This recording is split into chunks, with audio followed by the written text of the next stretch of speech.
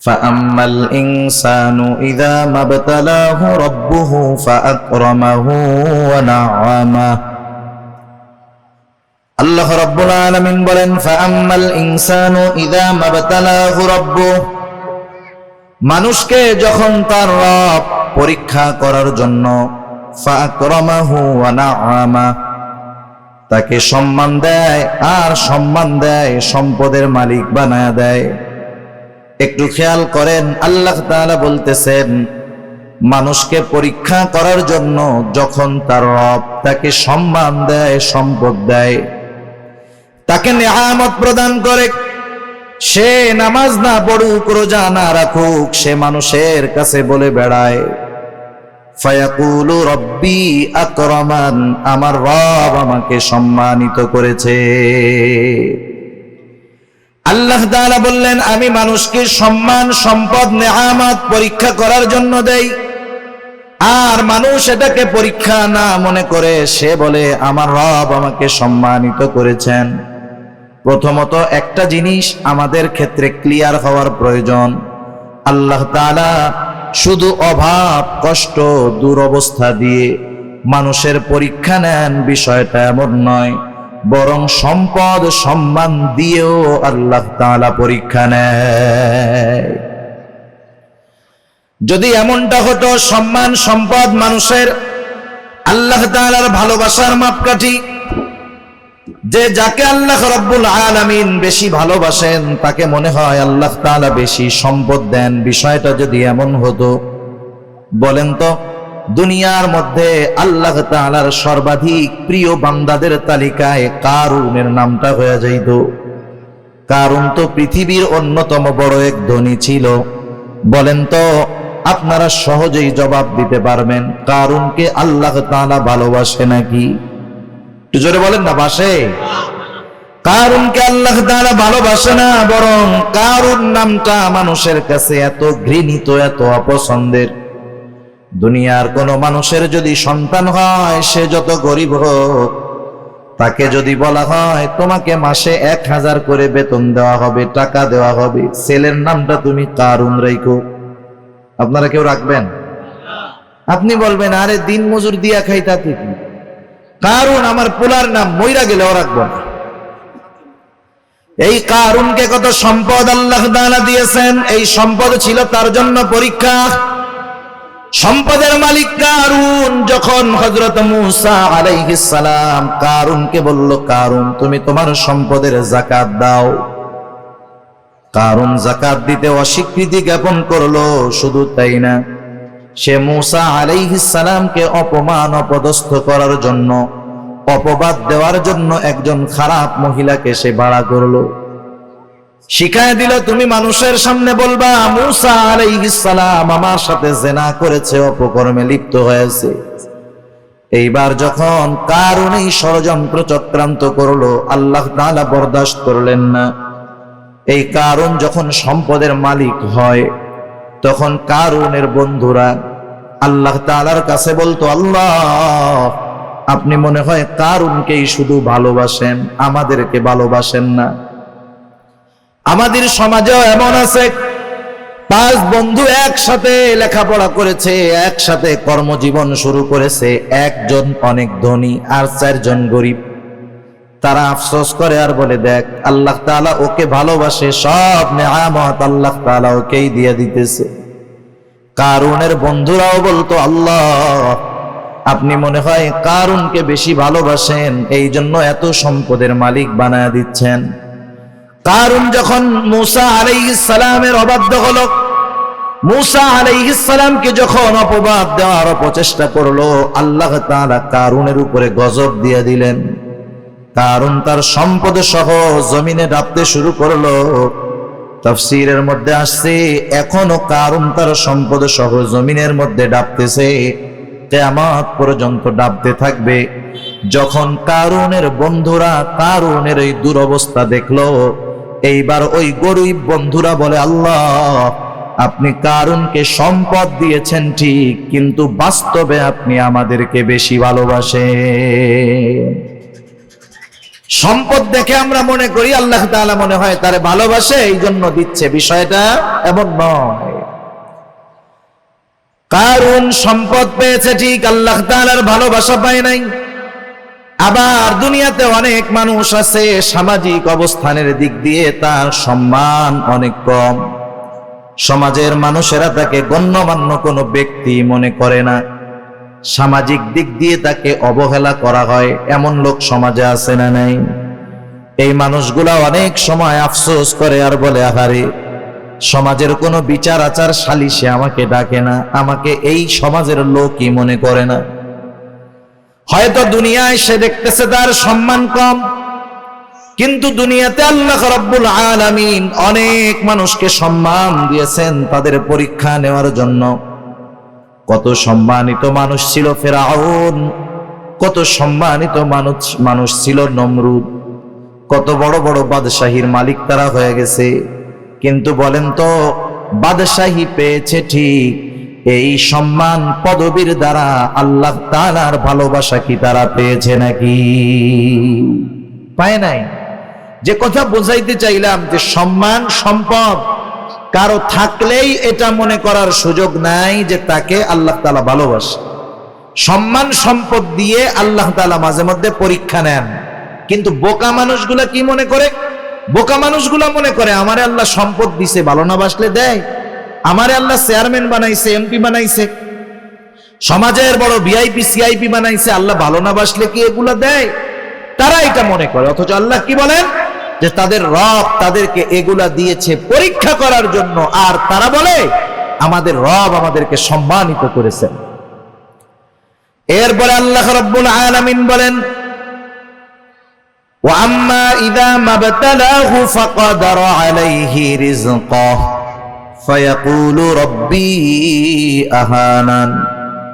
আবার মানুষকে যখন তার রব পরীক্ষা করার জন্য রিজিকের মধ্যে সংকীর্ণতা দিয়ে দেয়, অভাব দেয়, সম্মানটা কমে যায়, কষ্ট ক্লেশে সে পতিত হয়, এইবার ও এইটাকে পরীক্ষা মনে করে না, বরং তার এই অভাব কষ্ট ক্লেশের জন্য সে আল্লাহ তাআলাকে দায়ী করে। বলে ফায়াকুলু রাব্বি আহানান, আমার রব আমাকে অপদস্থ করেছে, অপমানিত করেছে। মুফাসসিরিনে কেরাম বলেন সে তার ভাষায় বলতে চায় যে আমি সম্মানের উপযুক্ত ছিলাম কিন্তু আল্লাহ আমাকে সম্মান দেয় নাই। নাউজুবিল্লাহ বলেন।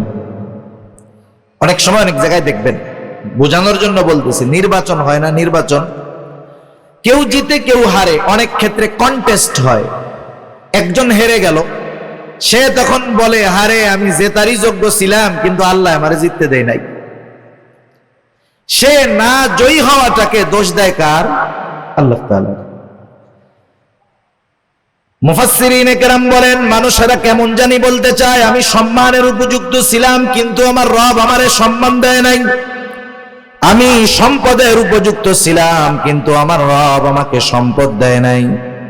সে তার রিজিকের সংকীর্ণতাটাকে পরীক্ষা মনে করে না, বরং সে তার রিজিকের সংকীর্ণতাটাকে আল্লাহ রব্বুল আলামিনের উপরে দোষ চাপায়া দেয়। তাহলে দ্বিতীয় বিষয় ক্লিয়ার কি? দ্বিতীয় বিষয় হলো যে আল্লাহ তাআলা এক নাম্বার সম্পদ সম্মান এটাও পরীক্ষার জন্য দেন। দুই নাম্বার রিজিকের সংকীর্ণতা, দুনিয়ার কষ্ট ক্লেশ অপমান এটাও আল্লাহ তাআলা পরীক্ষার জন্য দেন। কি দেখতে চান পরীক্ষার মাধ্যমে? আল্লাহ তাআলা দুই অবস্থাতেই দেখতে চান যে বান্দা সুখ স্বাচ্ছন্দ্যের জীবন পেয়ে আমি আল্লাহকে ভুলে যাই কিনা। আল্লাহ তাআলা দেখতে চান বান্দা কষ্ট ক্লেশে পতিত হয়ে আমি আল্লাহ তাআলাকে দোষারোপ করে কিনা। যারা আল্লাহ তাআলাকে দোষারোপ করে না, অভাব কষ্ট ক্লেশে পতিত হওয়ার পরেও আল্লাহ রাব্বুল আলামিনের উপরে সন্তুষ্ট থাকে, এরাই হলো পরীক্ষায় পাস। আর যারা সম্পদ সম্মানের মালিক হয়ে যখন নাফরমানি করে অহংকার করে এরা হলো পরীক্ষায় ফেল। এখন দ্বিতীয় শ্রেণীর মানুষ যখন অভাবে পড়ে আল্লাহ তাআলার ব্যাপারে বলে ফায়াকুলু রাব্বি আহানান, আমাদের রব আমাকে অপমানিত করেছে, আমার রব আমাকে অপদস্থ করেছে, তারা যখন আল্লাহ তাআলার ব্যাপারে এই কথা বলে, আল্লাহ রব্বুল আলামিন তাদের কথার বিপরীতে বলেন, কাল্লা, তোমরা যেই দাবি করো সেটা কখনো সঠিক নয়। জবাব দিচ্ছে কে? আল্লাহ তাআলা। কোন কথার?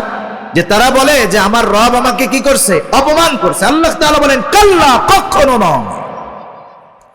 না বোধক শব্দ আছে অনেকগুলা, যেমন একটা শব্দ হলো লা, সাধারণ শব্দ না।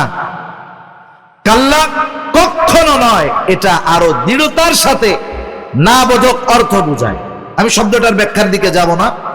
যাই হোক, দৃঢ়তার সাথে আল্লাহ তাআলা বলতেছেন, কখনো নয়, আমি কখনো এমনটা করি নাই। বরং তোমরা যে রিজিকের সংকীর্ণতার মুখোমুখি হও, এটা তোমাদের নিজেদের কারণে। কাদের কারণে? নিজেদের কারণে। সেই কারণগুলো কি? এই সূরায় আল্লাহ তাআলা রিজিক এই সংকীর্ণতার 4টি কারণ বর্ণনা করেছেন। কয়টি কারণ? আপনারা একটু কষ্ট করে একটু সামনে আসেন, যে কয়জন আছেন একটু সামনে আসেন। জিকিরের সাথে সাথে একটু কষ্ট করে সামনে আসেন। বাম দিক তাকায় আর কথা বলতে ভালো লাগতেছে না, একটু সামনে আসেন। জিকিরের সাথে সাথে লা ইলাহা। যারা মুরব্বীরা আছেন একটু সামনে আসেন। বাচ্চারা সামনে থাকলে ওরা কথা বুঝে, ওরা তো হুজুরদের ডরে বয়ে রয়েছে ওই জায়গায়, যে ওইটা গেলে হুজুরে আবার পরে কিছু বলে কিনা, বুঝেন নাই?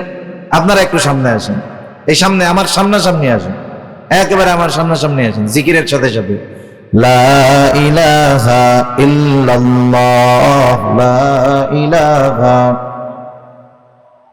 লা ইলাহা ইল্লাল্লাহ, লা ইলাহা,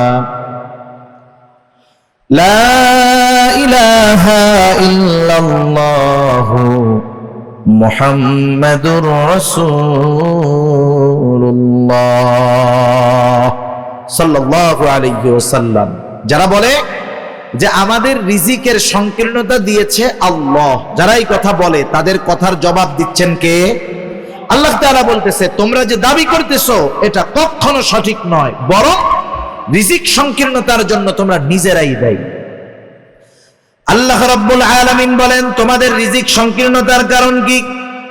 কাল্লা বাল্লা তুকরিমুনাল ইয়াতীম। শুনে নাও, বরং তোমাদের রিজিক সংকীর্ণতার 1 নাম্বার কারণ, তোমরা ইয়াতীমকে সম্মান করো না। একটু খেয়াল দিয়ে শুনবেন, রিজিক সংকীর্ণতার 1 নাম্বার কারণ, তোমরা ইয়াতীমকে সম্মান করো না। ইয়াতীমকে সম্মান করব, ইয়াতীম তো আমার ছোট। যদি ছোট হয়, এখানে আবার সম্মানের বিষয়টা কেমনে? মুফাসসিরিনে কেরাম বলেন, ইয়াতীমের যথাযথ হক আদায় করা হলো ইয়াতীমকে সম্মান করা। আল্লাহ রাব্বুল আলামিন বলেন, তোমরা ইয়াতীমকে সম্মান করো না, তথা ইয়াতীমের হকগুলো তোমরা আদায় করো না। বরং সমাজের মধ্যে অনেক মানুষ আছে ইয়াতীমের অভিভাবক, সে ইয়াতীমের হক আদায় করবে কোথায়? ইয়াতীমেরটাই তো খায় ফেলে। আছে না নাই? ইয়াতীমের সম্পদ এটা বড় জঘন্য সম্পদ। আল্লাহ তাআলা সাধারণভাবেই বলেন, ইয়া আইয়ুহাল্লাযীনা আমানু লা তাকুলু আমওয়ালাকুম বাইনাকুম বিল বাতিল। আল্লাহ তাআলা বলেন, তোমরা অন্যায়ভাবে কারো সম্পদ ভক্ষণ করো না। কারণ কেউ যদি কারো সম্পদ ভক্ষণ করে, এর সাথে বান্দার হক সম্পৃক্ত থাকে। কিয়ামতের ময়দানে কেউ যদি কারো সম্পদ অন্যায়ভাবে ভক্ষণ করে দুনিয়ায়, কিয়ামতের ময়দানে ওই লোকটা সবচাইতে নিঃস্ব হয়ে যাবে। হাদিসের মধ্যে আসছে, নবীজি সাল্লাল্লাহু আলাইহি ওয়াসাল্লাম বলেন, কিয়ামতের দিন সবচাইতে নিঃস্ব হবে ওই ব্যক্তি যার আমলের কোনো অভাব নাই, নামাজ রোজার অভাব নাই, হজ যাকাতের অভাব নাই, দান সাদকার অভাব নাই, এক কথায় কোনো প্রকার নেক আমলের অভাব নাই। দুনিয়াতে তার একটা সমস্যা ছিল, সে বান্দার হক নষ্ট করত। পাহাড় পরিমাণ আমল নিয়ে বান্দার হক নষ্টকারী কিয়ামতের ময়দানে আল্লাহর সামনে উঠবে। ও নেকের পাহাড় দেখে চিন্তা করবে, ওর জান্নাতে যাওয়া কে ঠেকায় আসবে? আল্লাহ তাআলা তাকে জান্নাতে যাওয়ার অনুমতি দেওয়ার পূর্বে তার ব্যাপারে আল্লাহ রাব্বুল আলামিনের দরবারে মানুষেরা অভিযোগ দায়ের করবে। লম্বা হাদিস, আমি শুধু সারমর্ম কথাগুলা বলতেছি। কিছু লোক তার বিরুদ্ধে আল্লাহ রাব্বুল আলামিনের কাছে অভিযোগ দায়ের করবে। লোকটা হয়তো বলবে, আল্লাহ, এই লোকটা দুনিয়াতে আমার হক নষ্ট করেছিল। কেউ বলবে আমার সম্পদ দখল দিয়েছিল, কেউ বলবে আমাকে কষ্ট দিয়েছিল। এক কথায় আমার হক নষ্ট করেছিল। আল্লাহ, দুনিয়ার ভিতরে আমি দুর্বল থাকার কারণে আমি ন্যায় বিচার পাই নাই। দুনিয়াতে আমি মাজলুম ছিলাম। আয় আল্লাহ, আজকের দিন আমি কি ন্যায় বিচার পাবো না? বরং আল্লাহ রব্বুল আলামিন তো সেই দিন ন্যায় বিচার কায়েম করবে, ইনসাফের আদালত আল্লাহ তাআলা প্রতিষ্ঠা করবে। আল্লাহ রব্বুল আলামিন বলেন, وَنَضَعُ الْمَوَازِينَ الْقِسْطَ لِيَوْمِ الْقِيَامَةِ فَلَا تُظْلَمُ نَفْسٌ شَيْئًا। আল্লাহ রাব্বুল আলামিন বলেন, আমি কিয়ামতের দিন ইনসাফের আদালত কায়েম করব। وَنَضَعُ الْمَوَازِينَ الْقِسْطَ لِيَوْمِ الْقِيَامَةِ, এমন ইনসাফ ওয়ালা আদালত আল্লাহ তাআলা বলেন, ফালা তুযলামু নাফসুন শাইআ, সেই দিন কারো উপরে সামান্যতম কোনো জুলুম করা হবে না। বরং কি হবে, ওয়া ইন কানা মিসকালা হাববাতিন মিন খারদালিন আতাইনা বিহা, কেউ যদি দুনিয়াতে কোনো সরিষা দানা পরিমাণ কোনো আমল করে থাকে, আল্লাহ রাব্বুল আলামিন বলেন, আতাইনা বিহা, ওই আমল সহকারে আমি আল্লাহ তাকে হাজির করব। দুনিয়াতে সরিষা দানা পরিমাণ আমল যদি কেউ করে, সেই সরিষা দানা পরিমাণ আমল সহ তাকে হাজির করা হবে।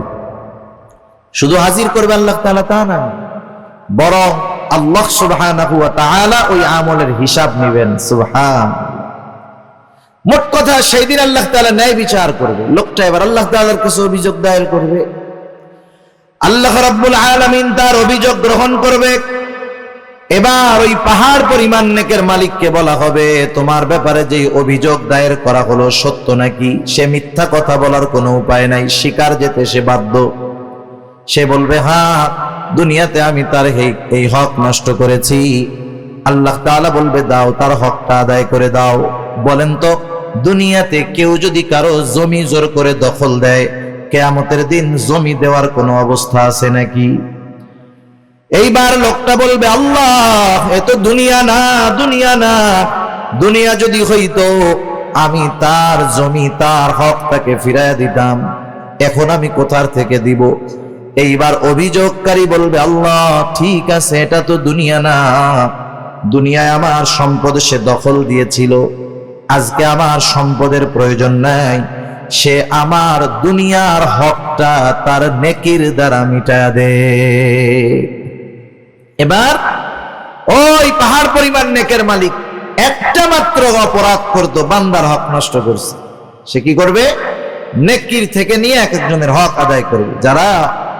যারা মানুষের হক নষ্ট করে, এরা একজনের করে না, বহুজনের করে। ঠিক কিনা বলেন? বহুজনের করে। একের পর এক অভিযোগকারী আসবে আর সে হক আদায় করতে থাকবে। এক সময় পাহাড় পরিমাণ নেক শেষ হয়ে যাবে, কিন্তু অভিযোগকারীর সিরিয়াল এখনো বড় লম্বা। আল্লাহ তাআলা বলবে, তাদের হক আদায় করো। লোকটা বলবে, আল্লাহ, মানুষের হক আদায় করতে করতে আমার সব নেকি শেষ হয়ে গেছে। এইবার অভিযোগকারীরা বলবে, আল্লাহ, তার নেকি নাই, তাতে কি? আমাদের গুনাহগুলা নিয়ে আমাদের হক আদায় করে দিই। এইবার সে মানুষের হক আদায় করতে করতে পাহাড় পরিমাণ গুনার মালিক হয়ে যাবে। রাসূলুল্লাহ সাল্লাল্লাহু আলাইহি ওয়াসাল্লাম বলেন, কিয়ামতের ময়দানে ওই লোকটার মতো নিঃস্ব আর কেউ নাই, যে দুনিয়াতে তার আমলের কোনো অভাব ছিল না, কিন্তু সে বান্দার হক নষ্ট করার কারণে কিয়ামতের দিন সব নেক অন্যকে দিয়ে দিতে হবে, আর সে তার নেকের বদলে গুনার পাহাড়ের মালিক হয়ে যাবে। ইয়াতীমের হক যারা নষ্ট করে, সাধারণত ভাবে এক নম্বরে তারা মানুষের হক নষ্টকারী হয়। ইয়াতীমের সম্পদটা আরো জঘন্য।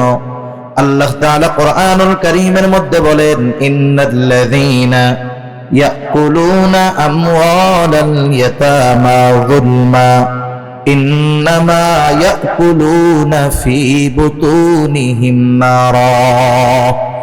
আল্লাহ রাব্বুল আলামিন বলেন, নিশ্চয়ই যারা অন্যায়ভাবে ইয়াতীমের সম্পদ ভক্ষণ করে, ইন্নামা ইয়াকুলুনা ফি বুতুনিহিম নারা, সে কেমন যেন আগুনের দ্বারা তার পেটকে ভরপুর করে। আপনারা একটু জবাব দিবেন, বলেন তো আগুনের স্থান জান্নাত নাকি জাহান্নাম? নিঃসন্দেহে জাহান্নাম।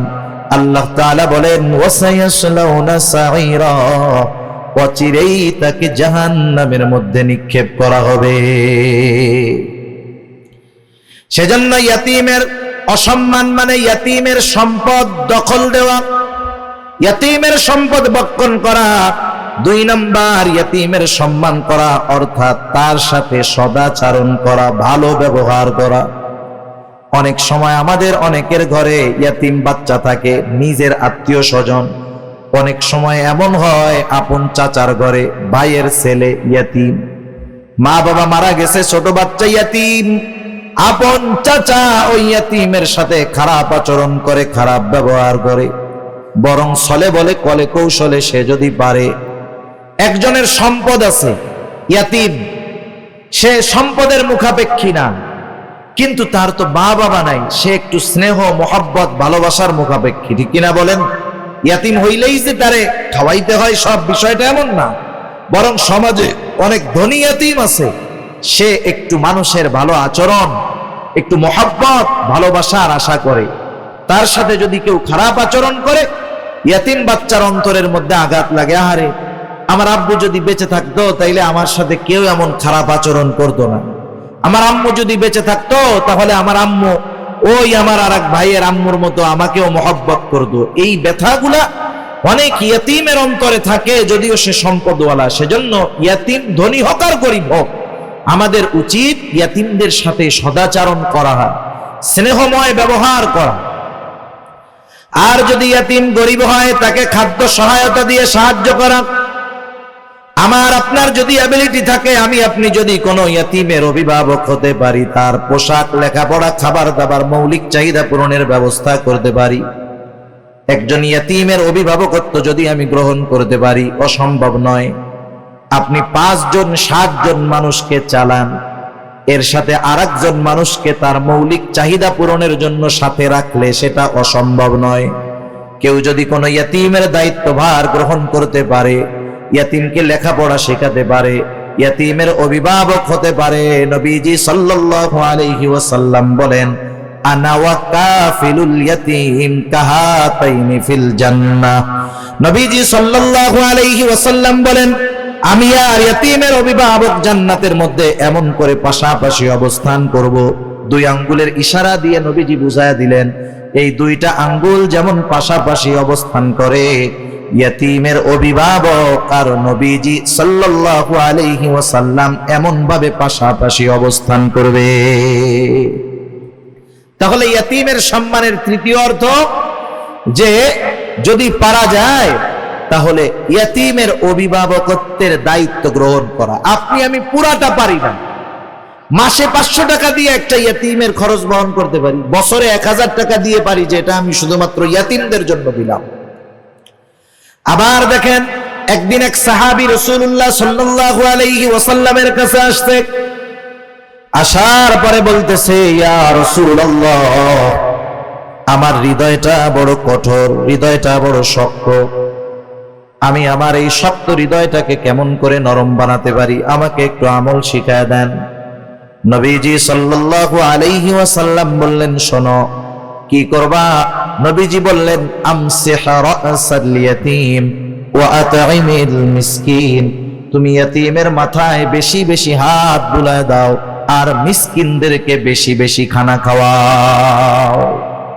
ইয়াতীমের মাথায় হাত বুলায় দিলে মানুষের অন্তর কোমল হয়, নরম হয়, শক্ত হৃদয়, কঠিন হৃদয় নরম হয়ে যায়। সাহাবায়ে কেরাম তারা এসে বলতেছে, নবীজি আমাদের অন্তর নরম হয়ে গেছে, একটু আমল বলে দেন যেটা করলে দিলটা নরম হবে। নবীজি কি বললেন?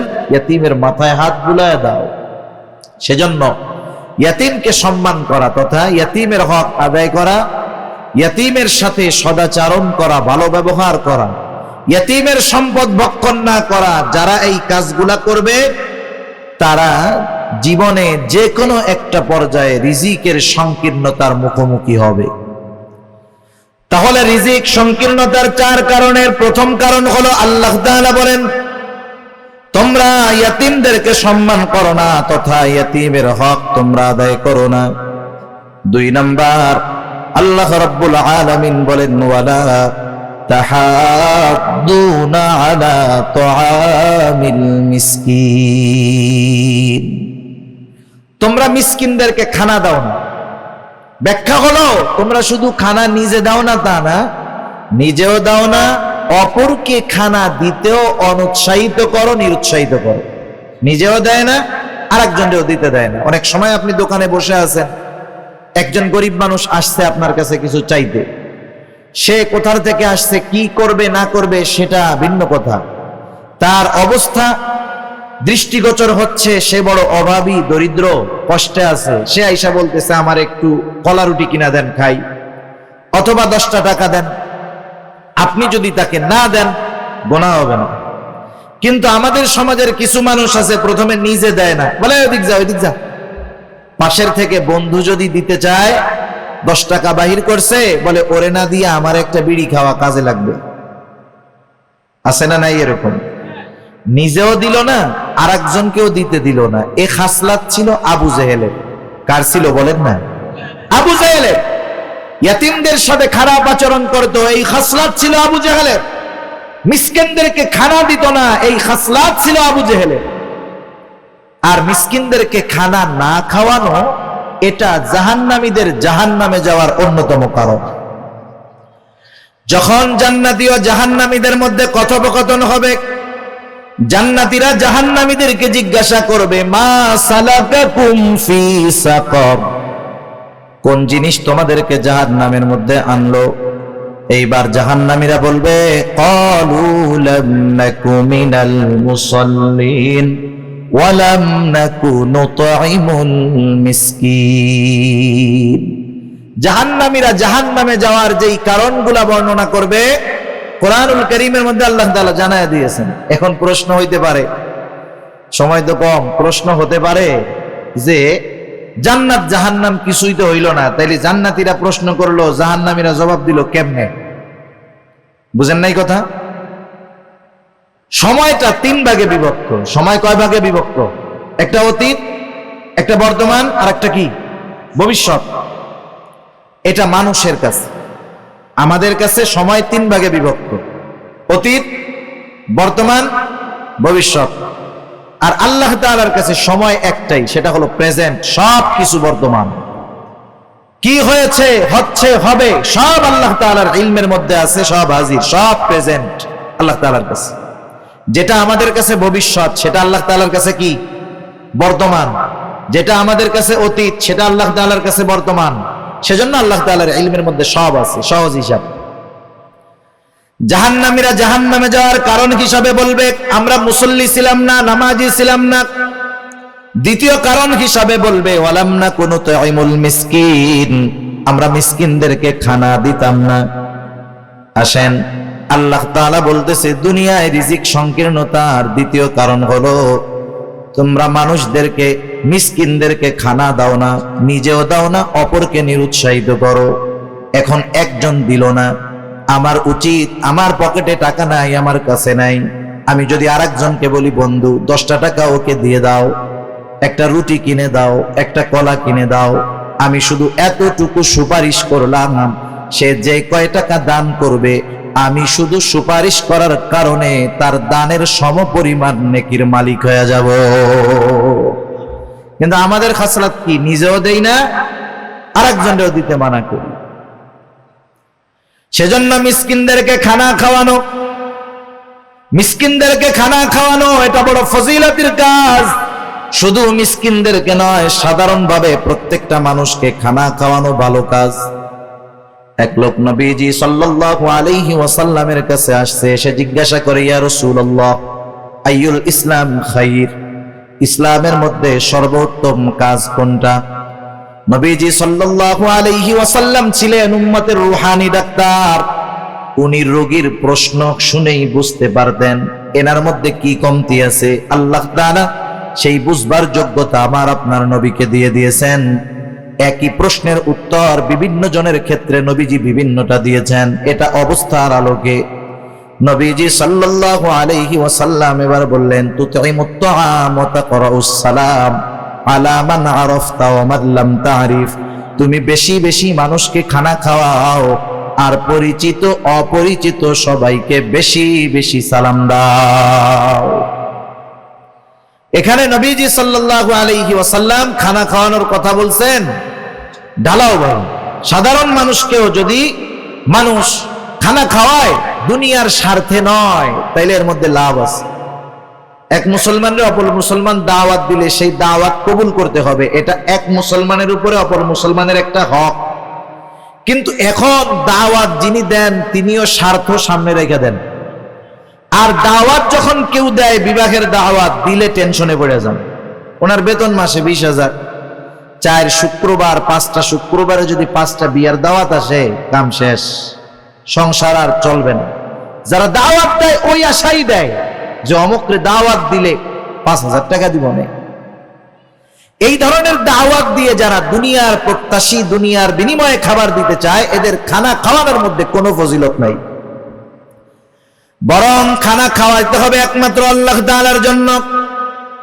আল্লাহ রাব্বুল আলামিন বলেন, এক শ্রেণীর বান্দা, তাদের অবস্থা কি? তারা মানুষদেরকে খানা খাওয়ায় কি জন্য? তারা বলে, ইন্নামা নুতঈমুকুম লিওয়াজহিল্লাহ লা নুরিদু মিনকুম জাযাআও ওয়ালা শুকুরা।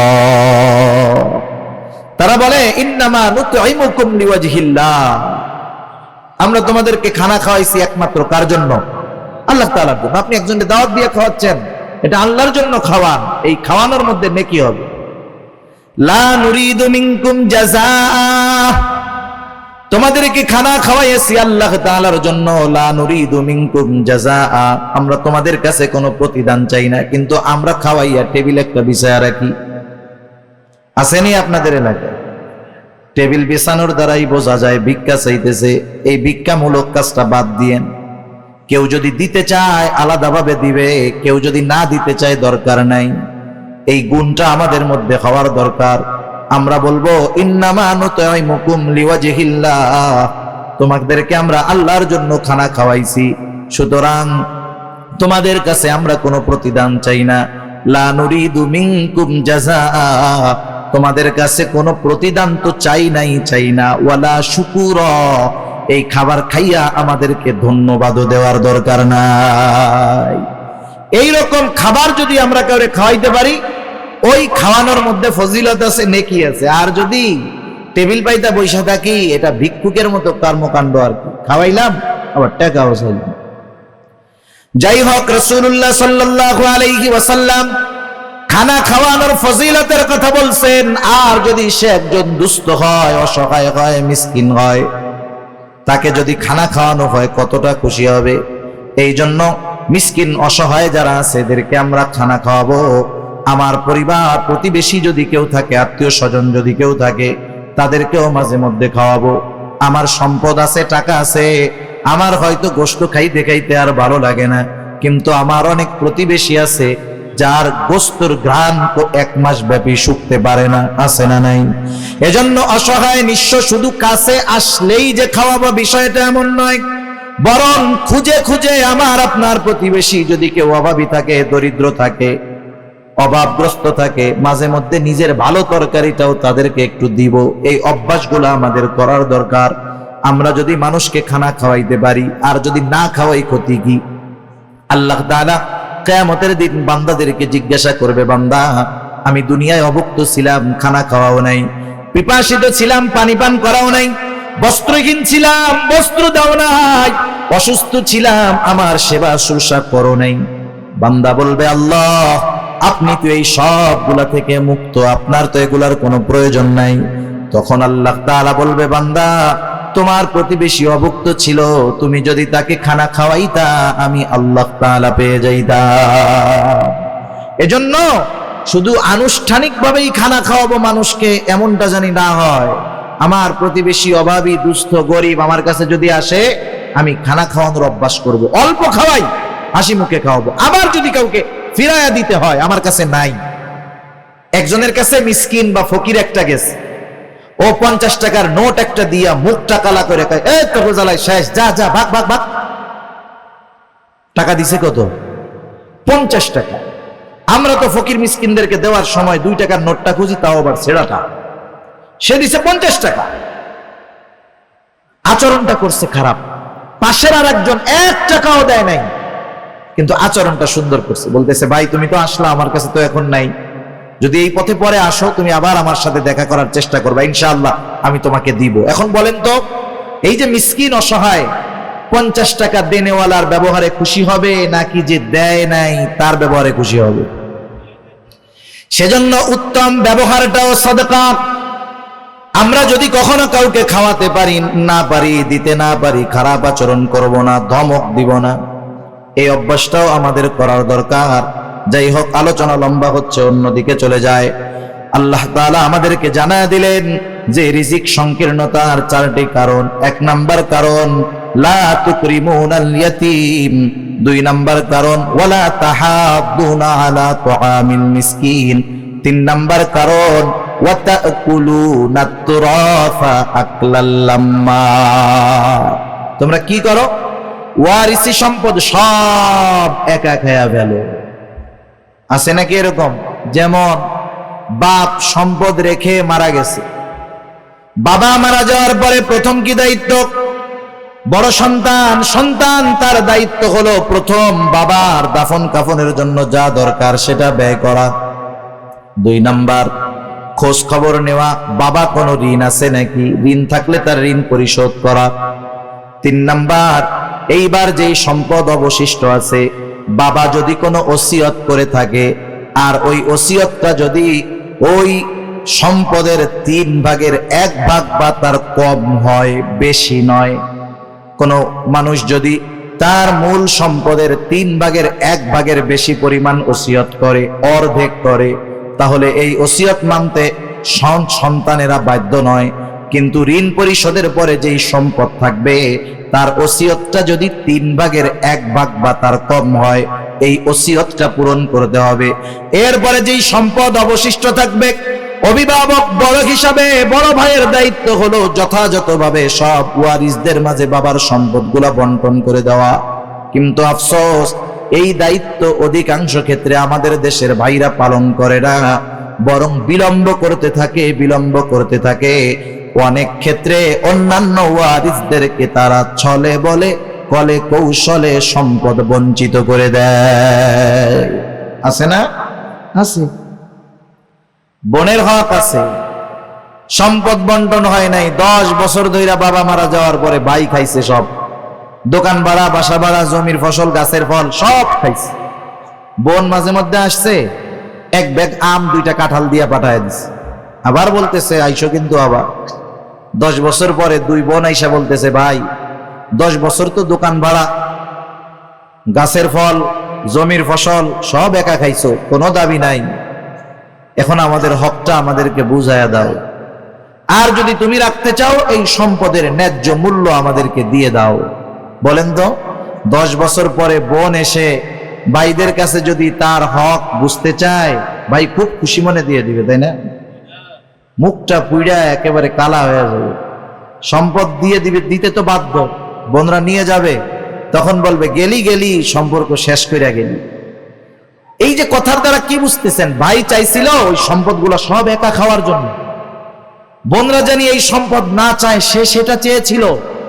এই ধরনের চাহিদা আমাদের কারো মধ্যে যদি থাকে, যদি চিন্তা করি যে আমি 1 ভাই 5টা বোন আছে, সম্পদ যদি বন্টন হয়ে যায় আমার সম্পদে কমতি পড়ে যাবে, আমার সন্তানেরা সম্পদ কম ভাগে পাবে, ও যদি চিন্তা করে ওই সম্পদ তার সম্পদে প্রবৃদ্ধি দিবে, ভুল, বরং আল্লাহ তাআলা এমন বিমার দিবে সব সম্পদ শেষ হয়ে যাবে। ঠিক কিনা বলে? এরকম বহুত মানুষ আমরা দেখছি, মানুষের হক নষ্ট করে সম্পদের পাহাড় বানায় ফেলছে। আল্লাহ তাআলা রিজিকের দরজা ক্লোজ করে দিয়েছে, ভোগ করতে পারে নাই, সম্পদ সব চিকিৎসা করতে করতে শেষ। সেজন্য ওয়ারিসি সম্পদ ভক্ষণ করার চেষ্টা করব না। এখানেও বান্দার হক আছে, সেজন্য নিজ দায়িত্বে ওয়ারিসদের সম্পদগুলা ফিরায় দিব। খবরদার, ঠকানোর চেষ্টা করব না। অনেক সময় জমি আছে রাস্তার পাশে, 3 ভাগ করার সময় আমি রাস্তার পাশের টুকু নেই, এরপরে পেছন আলারে দেই, এরপরে তারে দেই। বলেন তো, যেই জমির সাথে রাস্তা নাই, ওই জমির সাথে রাস্তা না থাকার কারণে যেই জমির সাথে রাস্তা আছে ওই জমির পাশেও যদি জমিটা হয়, শুধু রাস্তা না থাকার কারণে ওই জমিটার দাম অর্ধেক হয়ে যায়।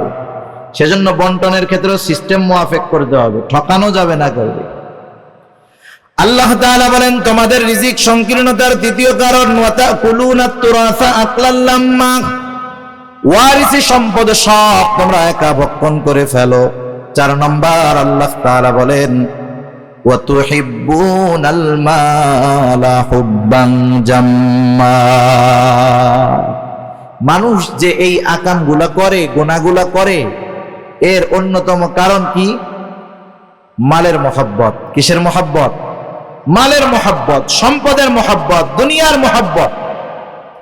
দুনিয়াতে সম্পদ উপার্জন করা মানা না। কেউ যদি মনে করে সম্পদ উপার্জন করা মানা, তাহলে সে ভুলের মধ্যে আছে। কিন্তু সব সম্পদ উপার্জন করতে গিয়ে আল্লাহ তাআলাকে যদি ভুলে যায়, এটাই হলো তার জন্য ক্ষতির কারণ।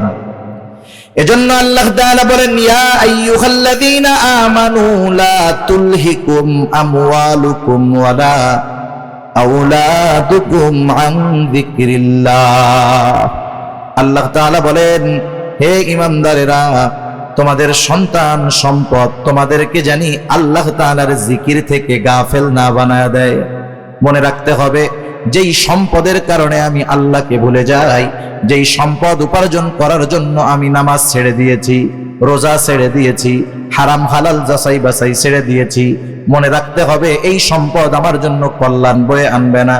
যেই সন্তানের চিন্তায় আমি নামাজ রোজা বাদ দিয়ে তার ভবিষ্যতের কথা চিন্তা করে সম্পদের পাহাড় আমি গড়তেছি, এই সন্তান আমার জন্য কল্যাণ বয়ে আনবে না।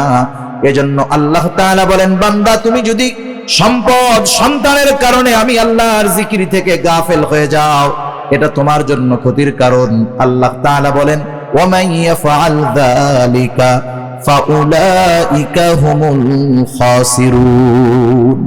ওই রকমটা যে করবে, তথা যে ব্যক্তি সম্পদ সন্তানের কারণে আল্লাহ তাআলাকে ভুলে যাবে, আল্লাহর বিধিনিষেধ ভুলে যাবে, দুনিয়ার মহব্বতে আল্লাহর বিধিনিষেধ ভুলে যাবে, আল্লাহ তাআলা বলেন ফাউলাইকা হুমুল খাসিরুন, তারা ক্ষতিগ্রস্ত। বলেন, আল্লাহ তাআলা যাকে ক্ষতিগ্রস্ত বলেছে তাকে দুনিয়ার হুজুররা দোয়া কইরা জান্নাতে নিতে পারবে?